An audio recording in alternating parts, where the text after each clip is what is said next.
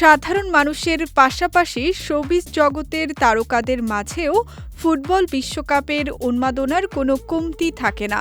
Football নিয়ে নিজের সেই চিরচেনা ভালোবাসা ও ভালো লাগার কথা এবার সংবাদ মাধ্যমের সামনে অকপটে স্বীকার করলেন এ প্রজন্মের অত্যন্ত জনপ্রিয় সঙ্গীত শিল্পী পারসা মাহজাবিন পূর্ণি।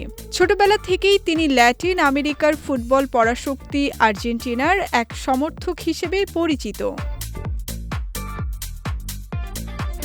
সম্প্রতি একটি বিশেষ সংবাদ সম্মেলনে হাজির হয়ে নিজের এই ফুটবল প্রেমের পেছনের গল্প শোনান এই সুকণ্ঠী গায়িকা।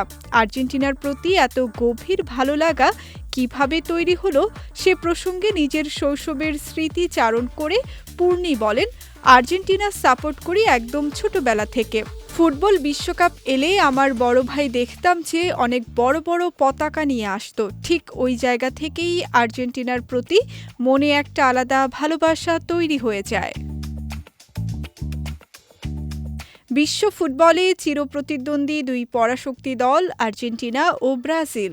এই দুই চিরবৈরী দলের ম্যাচ মানেই মাঠের লড়াইয়ের পাশাপাশি মাঠের বাইরেও ভক্ত সমর্থকদের মাঝে কথার লড়াই, কখনো আবার তা হাতাহাতিতেও রূপ নেয়।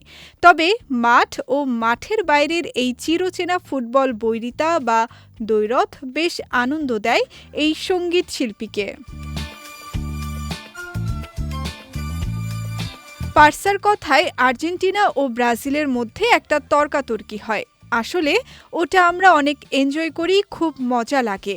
ফুটবল উন্মাদনার এই আনন্দঘন পরিবেশকে সবসময় ইতিবাচকভাবেই উপভোগ করেন তিনি। সামাজিক যোগাযোগ মাধ্যমে তার এই ফুটবল প্রেমের বক্তব্যটি এখন ভক্তদের মাঝে বেশ সাড়া ফেলছে।